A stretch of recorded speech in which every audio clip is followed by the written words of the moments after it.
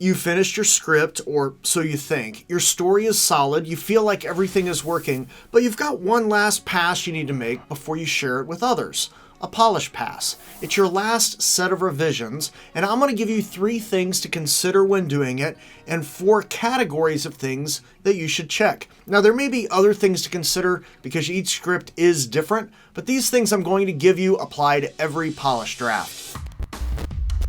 First, let's deal with how to do a polish draft, your approach and mindset. So 3 things. Number 1, do it in one sitting. All of these are important, all the ones I'm going to give you, but we're starting off with one that is critical because if you can't get through your script in one sitting, why should you expect someone else to do that? Your goal is to get through your script in one sitting without changing hardly anything. And this is an important component to consider. A polish pass is not one pass. It's not going through your script one time. It's going through your script in a very specific way until you get through it in one sitting without any significant changes. If you're changing a word here or there or kind of swapping out words, 6 of one, half dozen of the other, you're not really changing much. Okay, don't worry about that stuff. That's fine. If you're still messing though with scenes or big chunks of dialogue, okay, you need to go back through. And you want to be able to do it in one sitting because that's what you want the reader to do. So it's not going through it at one time, say pick a Saturday, right? And you go through it several times in one day until you get it. That's not what I'm talking about.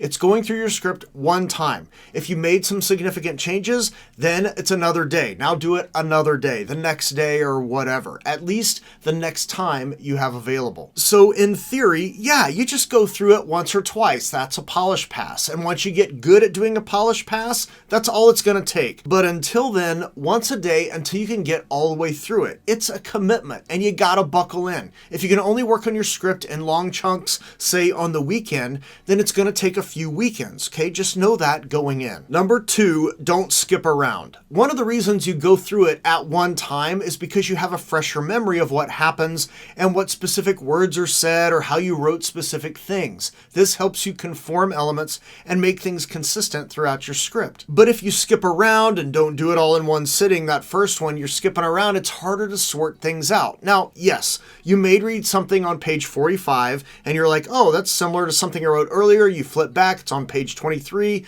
You go back and look at what you did on page 23, and then you start matching and conforming things to make sure they go together, right? And then you continue on from page 45. That's fine. But if you try to do a polish pass where you're reading all the scenes, say related to one character, that's not a polish pass. That's a character pass. And those come much sooner. Your polish pass is you making your script as good as it can be. And that means you also have to be thinking about this. Number 3, use a scalpel. Your mindset is one of remove everything duplicate and unnecessary. Redundant words, extra sentences, anything extra and everything extra that slows down the read needs to be reduced, edited, or eliminated. Yes, sometimes you have extra stuff because it helps with tone and with the read, okay? I'm not talking about that. I'm talking about those moments when you have day in the slug line and then your description says it's daytime. Okay, that's redundant. You don't need one of them. Screenwriting is all about economy and every word needs to count. If one word will work in the place of 2,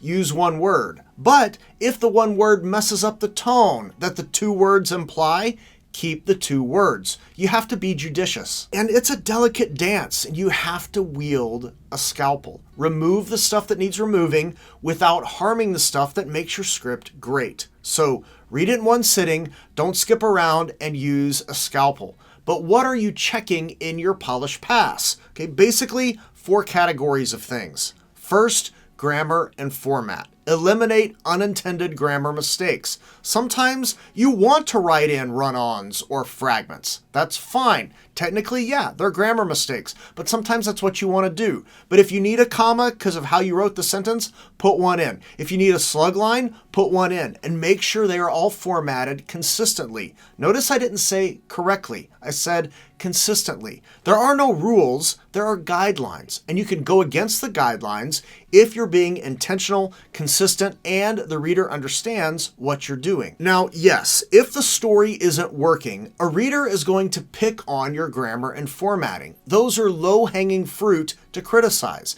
And sometimes, honestly, readers don't know how to articulate something isn't working. They just feel it. They know something's not working, and if they can't articulate it, they then start to pick on something that they can point out, which is usually grammar and format. But if the story is working and it's an entertaining read, they do not care, as long as you are intentional, consistent, and the reader understands what's going on. So make sure you are working through those as you do your polish. Second, character names. Most screenwriting software has a report you can run to list all of the characters in your script who have a line of spoken dialogue. And the reason this is important is a lot of times in the drafting stage, you'll change the name of a character. You start off with one name and then you change it at some point as you're drafting. Or you combine two characters into a single character. So one of them's now gone and you've got a new one. And then you don't catch the outlier name in your script. In your head, it makes sense, but in the script, you just don't notice it. So run a report and verify that you have no strays. Make sure everyone who has a speaking line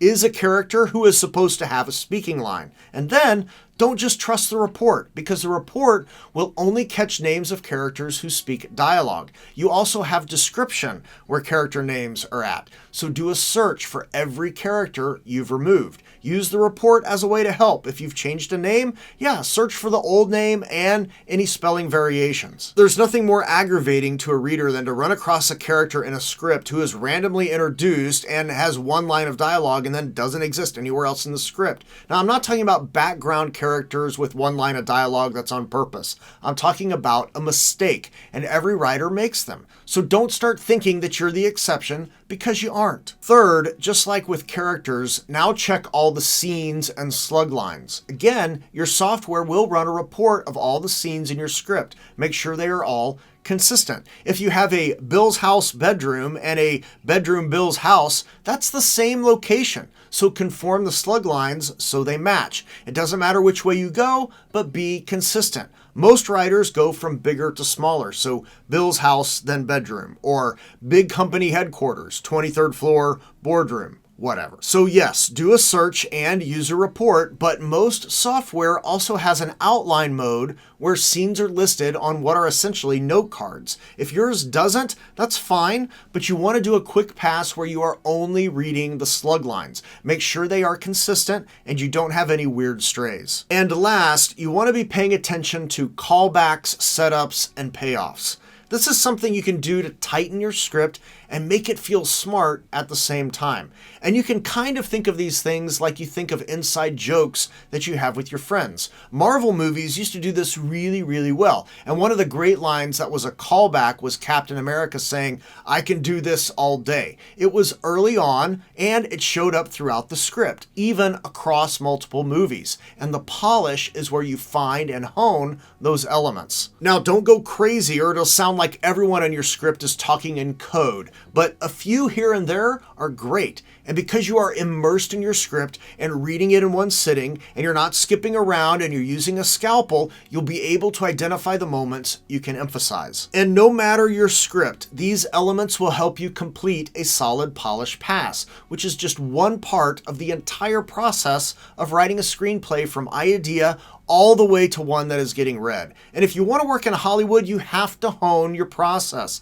into something you can repeat and depend on to deliver scripts on deadlines. My coaching program, The Navigator, exists for this purpose, to give you tools and help you hone your process of writing a script so you can learn to write solid, marketable screenplays and be able to replicate the process in a way that works for you. I coach you on the tools. I give you a ton. You choose the ones that work best for you or the ones that work best for the script that you're writing, because sometimes the script determines which tools are better. And if you're interested, book a call with me. We'll talk to see if it'd be a good fit for you. I'd love to have you as part of that group if you're ready. And if you're part of the Navigator, you also get full access to the Fast Track Screenwriting course, and you get my feedback at key moments along the way, so it's a great benefit. If the Navigator is of interest to you, click on the link below to set up a call with me. My goal is to help you become the best screenwriter that you can be. And if you aren't quite ready for the Navigator yet, that's no problem. You can just watch this. There are fun buttons and links below. Use them. YouTube loves any interaction, and it helps others find this channel. And when you tell a story,